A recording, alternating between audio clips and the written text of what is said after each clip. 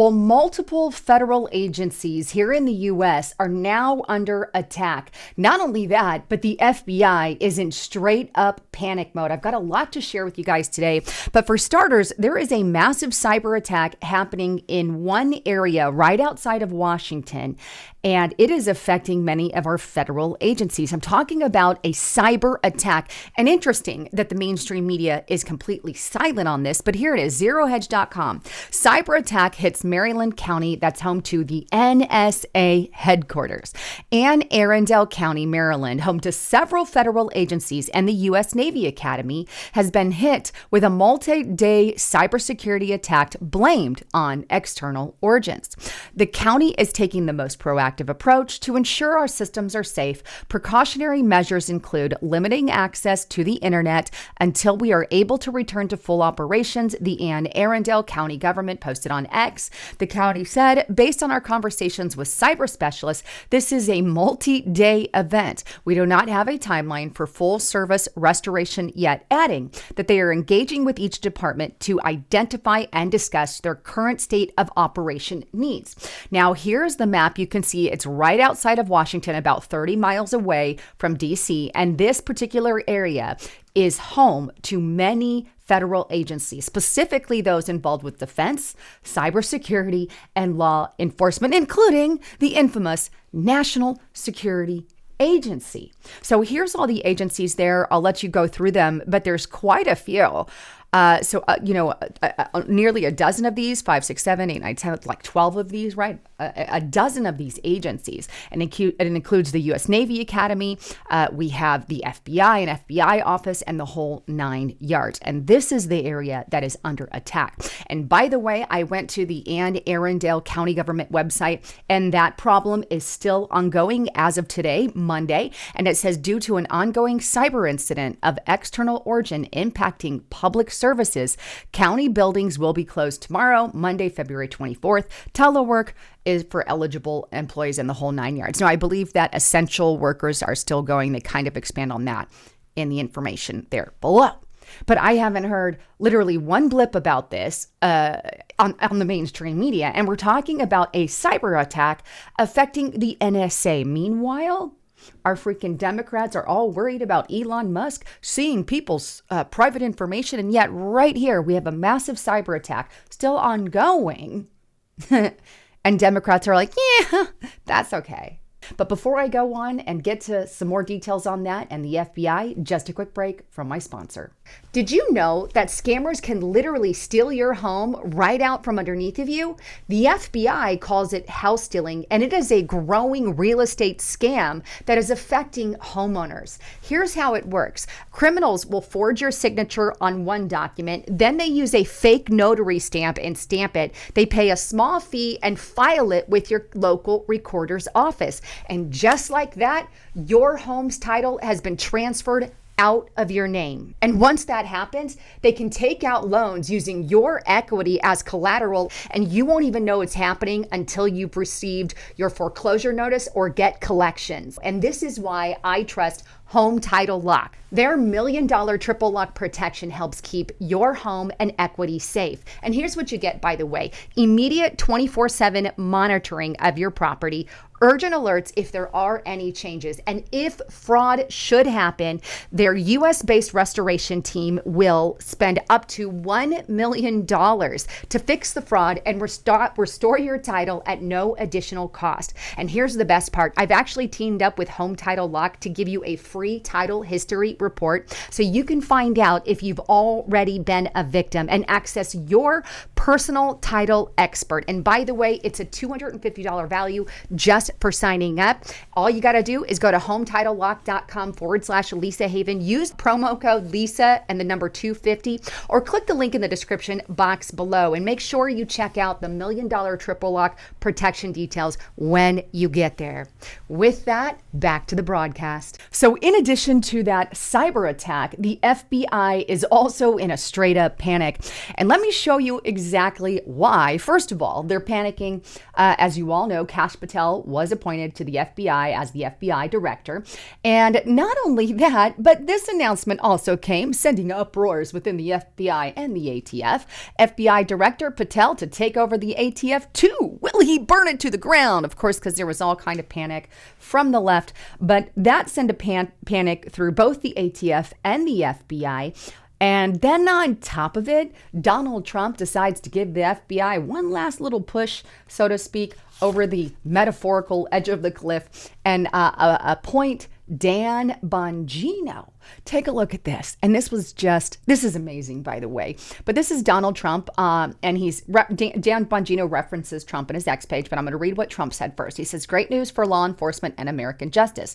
Dan Bongino, a man of incredible love and passion for our country, has just been named the next deputy director of the FBI by the man who will be the best ever director, Kash Patel.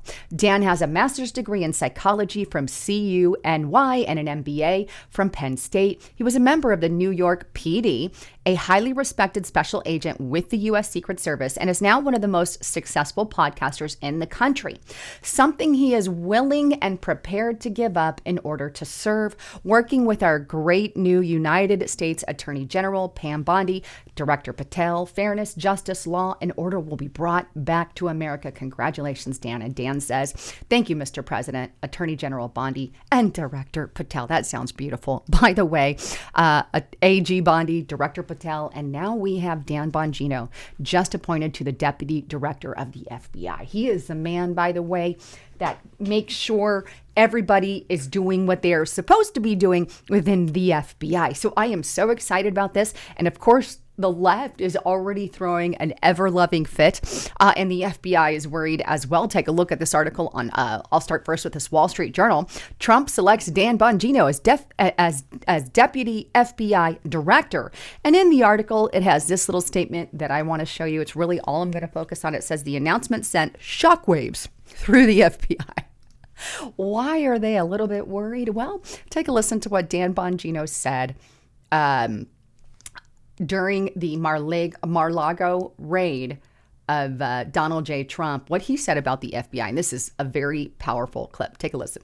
I'm done with the rank and file stuff too. I'm done with it. If you took part in this, anyone who took part in this, anyone, I don't care who you are, an analyst or an upper level manager, the next president who comes in office, they should schedule F as many people as they can in the federal government and fire every single person involved in this. Everyone. The receptionist in the FBI office who took a call on this should be fired. We are not a third world republic, supposedly.